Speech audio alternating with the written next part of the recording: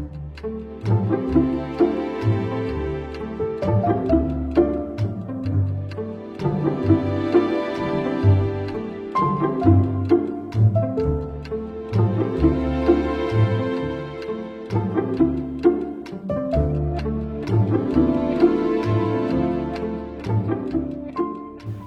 pagi teman-teman semuanya. Kali ini kita kembali ke podcast di program studi kita. Dan kali ini program studi kita mempunyai salah satu jargon.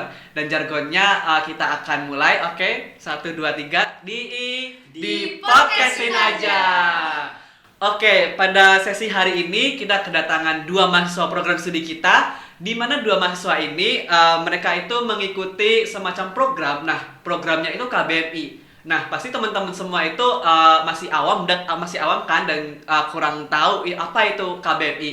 Nah, pada kali ini kita akan mengulas tuntas mengenai apa itu KBMI. Oke, sebelumnya perkenalkan dulu, saya Arden Gasan Syarazi sebagai host hari ini dan kita akan membahas KBMI itu sendiri. Oke, dari kakak-kakaknya. Oke, perkenalkan nama saya Fadul Falah Solihin, bisa dipanggil Falah dari Pendidikan Bahasa Inggris 2018. Halo semuanya, namaku Alia Ramadriani. Aku juga dari Pendidikan Bahasa Inggris angkatan 2018. Oke, jadi Kak Falah dan Kak Alia ini salah satu mahasiswa program studi kita yang mengikuti program KBMI. Oke, selanjutnya aku mau nanya sih Kak, KBMI itu apa sih dan bagaimana kakak-kakak ini bisa mendapatkan KBMI itu sendiri? Oke, kita mulai dari singkatannya dulu ya, KBMI. Kepanjangannya itu Kegiatan Berwirausaha Mahasiswa Indonesia. Dari namanya kan udah kelihatan ya, wirausaha. Jadi kita berfokus di wirausaha. Nah, KBMI ini sendiri masih dalam satu payung Kampus Merdeka. Jadi kan ada banyak banget program pertukaran pelajar, ada program magang dan lain-lain, itu masih satu payung dengan KBMI ini gitu. Oh, berarti KBMI itu salah satu program dari Kampus Merdeka itu sendiri. Iya. Dan KBMI itu berarti setara seperti kampus mengajar, kampus pertukaran mahasiswa dan juga lainnya seperti itu ya. Iya, betul. Oh, baru tahu aku. Oke, terus gimana sih Kak kok kakak-kakak ini tertarik KBMI dan kenapa nggak ikut yang program lainnya gitu loh, malah di KBMI ini? Nah, kalau ngomong tentang gimana kita bisa tiba-tiba ada di program ini, Iya. itu sebenarnya tuh benar-benar apa ya, benar-benar out of apa ya, tiba-tiba aja gitu, Out of nowhere gitu ya. Out of nowhere gitu. Kayak waktu itu kita ketemu nih salah satu pamflet, emang pamfletnya itu dari UMS, terus kayak wah menarik nih tentang KBMI. Jadi itu tuh adalah kayak kita itu dibimbing, diberi pendanaan untuk melakukan sebuah wirausaha. Nah, habis itu ya udah waktu itu aku sama Falah kayak gimana kalau kita ikut ini gitu. Karena emang dari awal kita udah kepengen kayak wirausaha gitu loh, kepengen, karena waktu itu kan pandemi juga, jadi Iya. kayak nggak ada income nih, kayak waduh. Oke, dari akhirnya kita coba dulu. Ternyata alhamdulillah keterima kayak gitu. Berarti itu lebih ke apa sih namanya? Ada peluang juga sih di dalamnya dan juga lebih tertarik ke bidang wirausaha itu sendiri. Iya. Dan karena ada salah satu program dari Kampus Merdeka, makanya dicoba aja gitu ya mungkin ya. Betul banget. Oke, itu kalian timnya itu berdua doang atau ada yang lain sih? Atau kan biasanya nih kalau di kampus-kampus Merdeka lainnya yang sudah di podcast sebelumnya itu satu doang seperti itu. Kayak misalnya tuh mereka ikut kampus mengajar atau kampus hal lainnya itu cuma per orang. Tapi kok ini bisa 2 orang tuh bagaimana? Nah, kalau dari KBMI sendiri syarat minimum itu 2 orang satu kelompok. Oh, Jadi 2 minimum orang. 2 orang. Nah, kalau kelompok kami sendiri tuh kita terdiri dari 4 orang dan 4 1 orang. dosen pembimbing gitu. Berarti ada 4 orang dan juga 1 dosen pembimbing.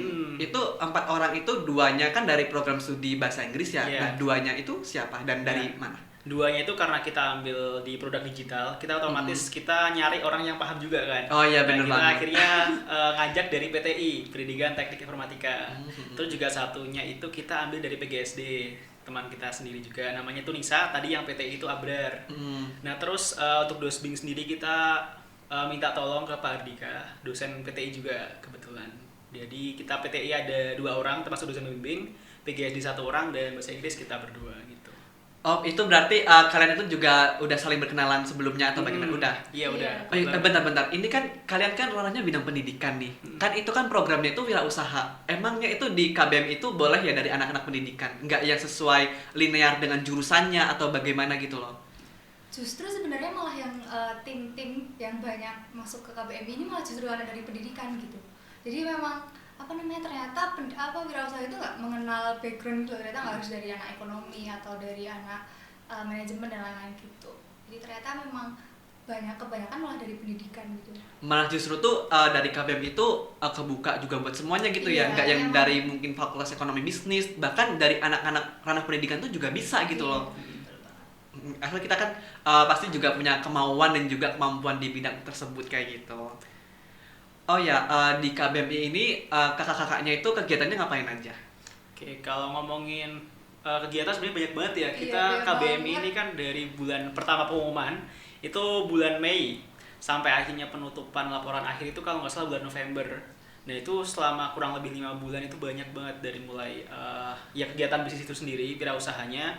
Terus kita juga ada mentoring dari pihak dosen-dosen UMS sendiri sama dosen KBMI-nya. Terus kita juga ada persiapan-persiapan buat laporan-laporan. Jadi dari pihak UMS tuh pernah kita diakomodasi hotel ya. Iya, Kita nginep 2 hari di hotel. Itu salah satu keuntungan juga mungkin iya, ya. Iya, keuntungannya sih. Iya benar. Dan terus kita di akhir itu ada expo. Sebenarnya kita itu harusnya tempatnya di Malang. Iya, Kita di UB ya kalau nggak salah ya. Iya, di UB. Tapi karena masih kondisi pandemi akhirnya UMS memilih daring di tempatnya di Siwal. Gitu. Mungkin nambahin. Sebenarnya mungkin yang aku rasakan dari ikut KBM itu sebenarnya prosesnya loh, karena prosesnya kan itu jangka waktunya cukup panjang ya, itu 6 bulan. Jadi sekitar 6 bulan itu kita kayak benar-benar dibimbing, diarahkan untuk gimana caranya nih kita bisa dapat kayak peluang-peluang atau kayak misal klien lain yang lebih banyak seperti itu. Jadi kita di situ juga ketemu sama praktisi-praktisi wirausaha entrepreneur gitu dari seluruh Indonesia juga. Oh itu berarti kalian kan selama jangka waktu beberapa bulan itu menggarap mungkin sebuah proposal ya, ya kan? Nah itu gimana sih kalian itu mengembangkan suatu ide dan juga bisa mengembangkan di bidang teknologi tadi itu ke dalam sebuah proposal, dan kenapa tuh maksud aku tuh kayak kalian tuh kenapa milih di bidang itu gitu loh di proposal tersebut? Oke, dari aku dulu ya. Jadi kan kita ambil Inkreatif ya. Inkreatif itu kreatif agensi, digital kreatif agensi. Oh. Jadi waktu itu kenapa kita ngambil Kreatif. itu? Kan sebenarnya banyak banget kalau kita ngomongin peluang usaha tuh banyak banget ya, ada kuliner lah, ada kemudian produksi barang-barang seperti itu. Nah, waktu itu kita kan di kondisi pandemi. Sedangkan kita tuh nyebar timnya, ada yang saya di rumah, Alia di rumah, terus 2 teman kita juga di rumah, otomatis kita nggak bisa buat kuliner. Karena kuliner tuh harus semua ngumpul jadi satu, harus buka stand apalagi PPKM kan. Jadi kuliner gugur. Nah kita ini mikir kira-kira apa ya usaha yang bisa kita lakuin 4-4-nya tuh di rumah, kita bisa ngelakuin produksi itu 4-4-nya di rumah. Nah ini kepikiran buat digital. Karena digital kita cuma di depan laptop, yang penting ada internet kan udah bisa produksi gitu. Akhirnya kita bikin produk digital spesifik ke agensi buat sosmed gitu. Berarti sebenarnya itu lebih ke gimana sih yang kan ini kan semuanya kan kumpul di rumah masing-masing ya, dan bagaimana dari semua orang itu tuh bisa mengerjakan sebuah project gitu kan tanpa harus bertemu langsung karena sikon pandemi tadi kayak gitu. Benar. Oh ya, itu terus gimana cara ngembangin usahanya tuh pakai apa aja gitu kira-kira? Sebenarnya macam-macam ya. Terus kan kita awalnya tuh kita memang dari kita bikin proposal, benar-benar proposal kayak pitch deck gitu ya mungkin. Benar-benar proposal, terus kita masuk ke orang-orang, benar-benar kita kayak istilahnya door to door tapi secara online gitu. Habis itu kita juga dari mulut ke mulut juga ada, terus dari IG Ads, kemudian dari apa lagi ya, paid promo dan kayak gitu. Jadi Oh berarti ranahnya itu nggak cuma satu doang bahkan? iya. Bahkan bisa yang dikembangin itu udah beberapa juga gitu loh, nggak yang cuma di social media agency tadi doang gitu. Terus apa sih kayak keuntungan-keuntungan yang didapat dari program ini tuh apa aja sih selain tadi mungkin sudah mengembangkan suatu usaha dan bahkan usahanya itu sampai sekarang masih berlanjut ya? Alhamdulillah masih. Oke, terus apa sih yang impact kalian rasakan setelah mengikuti program ini kayak gitu? Impact mungkin dari aku pribadi ya, nanti kita coba saling ngungkapin. Kalau dari aku pribadi itu dikenal banyak dosen. Jadi kan di sini kita dikenal cuma dari dosen-dosen prodi. Oh iya. Dan karena kita itu ngebantu dari jurusan lain, fakultas lain, kita dikenal sampai dosen kesehatan, dosen FAI itu kenal juga karena kita ngebantuin beberapa prodi di sana. Di kesehatan tuh ada, terus di tingkat fakultas tuh ada juga, kita ada grup juga buat ngebahas itu. Itu yang pertama dari relasi, terus juga dari benefit yang pertama KBMI-nya dulu ya. Dari KBMI kan kita dapat modal usaha juga. Iya, Modal itu usaha. bahkan Iya. sampai 25 juta loh. Bahkan Lumayan sampai banget. 25 juta. Iya. Jadi kan kalau kita ngebahas event apa namanya program lainnya kayak Hmm. PKM itu kalau nggak salah maksimal sekitar 10 juta. Iya. Nah, KBM itu 2 kali lipat lebihnya. Iya, bahkan bisa sampai 25 tadi. Kalau dari aku sih mungkin ya kurang lebih itulah sama ya. Pengalaman juga banyak banget. Oh, berarti ini nggak yang cuma dari kalian tuh nggak hanya kenal dan bahkan ngebantu di program studi kita aja, bahkan sampai ke program-program studi lainnya seperti itu. Iya. Bahkan bisa sampai kenal ke bagian relasi-relasi di bagian impact-impactnya tadi ya juga Iya. ya. Kalau ada nggak sih dari mungkin keuntungan yang lainnya gitu, Kak? Keuntungan lainnya waktu selama 6 bulan itu karena kita dibimbing nggak cuma dari internal aja, dari pembimbing aja, kita juga ketemu sama praktisi usaha. Bener-bener kita tuh kayak apa ya, dapat ilmu gitu, dapat ilmu dari wirausaha. Habis itu juga jejaring sama, karena kita ada kayak grup seluruh KBMI se-Indonesia, jadi kita juga punya teman dari sana kayak gitu. Dan mungkin kalau misal kita ikut ke Malang pun mungkin kita punya teman dari hampir seluruh Iya, Indonesia bener gitu. banget itu. Karena saya nyangga, jadi itu aja sih. Tapi secara internal pun sebenarnya kita juga didukung banget oleh universitas gitu. Jadi dari Bakmawa itu benar-benar mendukung kita gimana caranya kita emang bisa survive gitu loh, istilahnya bisa menang dan lain-lain kayak gitu. Waktu itu juga sempat kita tuh Q&A sama Pak Sofian, rektor universitas.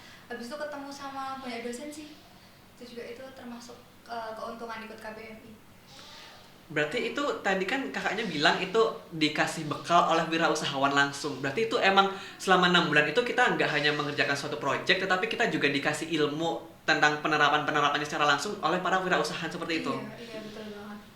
Dan dari penerapannya itu kira-kira siapa aja sih, Kak, yang dari wirausahawan yang memberikan ilmu gitu? Duh, kalau itu udah lupa ya karena kurang lebih udah setahun ya. Tapi kalau modelnya itu karena kan banyak, gak cuma satu industri ya. Iya, berarti di beberapa bidang sendiri juga gitu. Iya, contohnya kalau kita dari industri kreatif, kita juga didatengin buat workshop itu dari praktisi di industri kreatif gitu. Berarti yang juga antara berkaitan juga gitu ya, Kak, yang mungkin ya. Bener. Oh ya, berarti di KBMI itu sendiri kan tadi kan bisa dikembangkan melalui KBMI kan tadi kan inkreatif. Nah, sekarang itu inkreatif itu tadi kan bilang di social media agency kan. Nah, itu sekarang apa sih kan yang dikembangkan gitu? Kalau sekarang inkreatif ya karena Iya, kita- mungkin impact dari KBMI-nya itu sendiri gitu loh, Kak. Oke, Maksud aku. kalau dari impact sendiri karena kita masih sampai sekarang masih berjalan inkreatif, jadi kita mulai berusaha buat memperbanyak klien karena tadi kita udah ngebantuin dari jurusan-jurusan lain, dari fakultas lain kita udah mulai menyasar ke sana. Mungkin kedepannya kita akan launching produk baru, kedepannya yang lebih membantu lagi, insya Allah. Dan- Apa nih, Kak, kira-kira produk ya barunya? nanti belum Apa bisa ya? di-spoil di sini, tapi insya Allah. Oke, Pokoknya oke. gitu dong, nanti kan tahu ya. Siapa nih Instagramnya apa dulu? Instagramnya itu inkreatif, @inkreatif, V-nya 2. Oke. Biar kelihatan ya. Dot inkreatif, F-nya double gitu. V-nya double. Oke, berarti kan dari KBMI itu sendiri menghasilkan suatu produk bahkan yang namanya itu inkreatif itu sendiri. Oke, kira-kira itu gimana sih, Kak, cara biar aku tertarik mengikuti KBMI dan dari KBMI itu sendiri aku bisa menghasilkan suatu produk? Tipsnya berarti ini tips mengikuti ya, gimana sih? Iya, mungkin biar tertarik di mengikuti KBMI itu sendiri kayak gitu. Yang pasti harus punya jiwa kewirausahaan itu ya. Oh iya, Karena pasti itu ya. soalnya kalau misal wirausaha kita nggak konsisten tuh jujur sulit banget gitu. Iya, betul. Jadi memang kalau misal kepengen ikut KBMI harus konsisten itu. Terus yang dibutuhin juga waktu itu yang mungkin membedakan dari program-program inkubasi bisnis yang lain itu adalah di KBMI itu kita punya beberapa kayak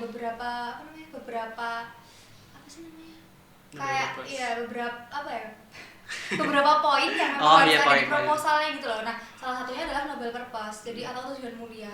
Jadi harus ada tujuan mulia dari usahanya itu sendiri tuh apa gitu. Nah, itu tuh Iya, mungkin itu kayak apa sih yang mendasar kalian pembeda dari yang hal-hal lainnya betul seperti banget, itu? Iya, apa sih yang bikin usaha kamu itu patut untuk kita kasih benar. modal kayak gitu, Iya. seperti itu. Berarti kurang lebih itu kita harus punya jiwa wirausaha itu sendiri ya, Kak ya. gimana sih Kak cara kita itu soalnya kan kebanyakan dari program studi kita itu mengikutinya itu dari program-program Merdeka yang lainnya. Nah, di KBMI ini sendiri tuh bagaimana kita bisa mengenal KBMI, Kak? Dulu awalnya itu dari kayak gimana gitu loh, Mas Tam? Kalau ini dari aku dulu ya.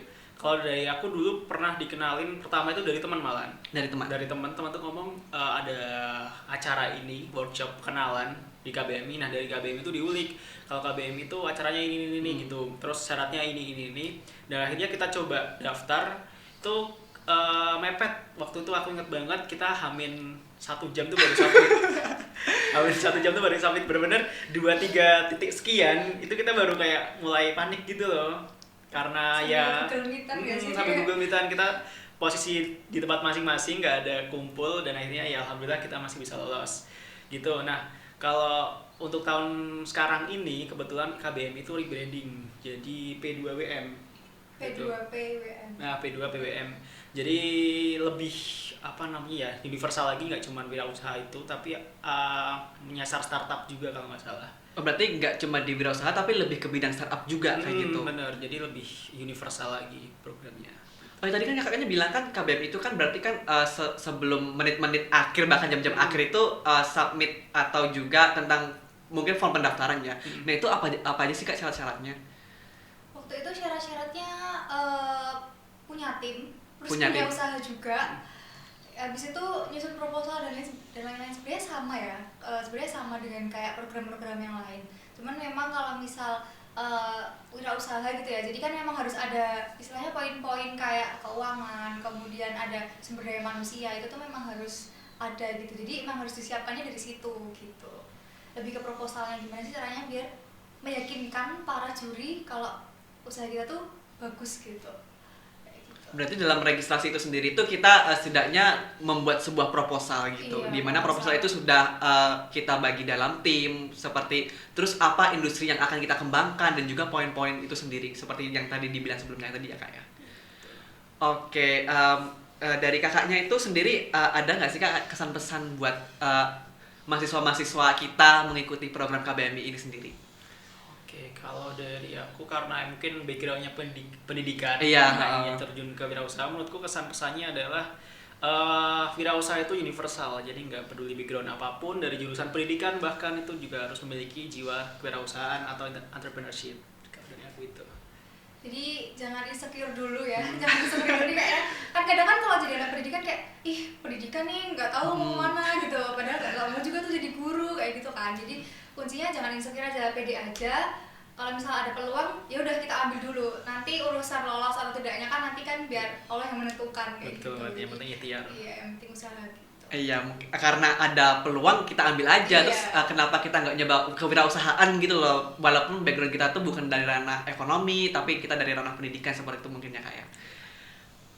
Oke, itu merupakan dari yang kegiatan wirausaha mahasiswa Indonesia. Seperti itu teman-teman. Jadi KBM ini sendiri itu salah satu program dari Kampus Merdeka, di mana ada beberapa program lainnya dan KBM ini salah satunya seperti itu. Jadi teman-teman bisa melihat di website Kampus Merdeka juga seperti itu ya Kak ya. Oke, seperti itu teman-teman, dan kali ini telah selesai perbincangan kita. Di sesi kali ini kita membahas tentang KBMI, salah satu program dari Kampus Merdeka, dan 2 alumni KBMI kita, mahasiswa kita, seperti itu dari Kak Falah dan juga Kak Alia. Dan juga buat teman-teman jangan lupa tadi kesan pesannya, kalau teman-teman ingin mengikuti program ini, yang pertama jangan insecure. Kita tuh harus yakin dengan diri kita sendiri, di mana ada peluang, di situ ada kesempatan, dan mari kita itu harus tetap mencoba walaupun itu bukan dari background kita. Oke, sekian podcast kita pada pagi hari ini mengenai apa itu KBMI itu sendiri. Saya Ardian Gisan Syahrazi selaku host pada pagi hari ini, dan juga Kak Falah dan juga Kak Alia selaku narasumber KBMI itu sendiri mengucapkan terima kasih, sekian, dan sampai jumpa di podcast selanjutnya.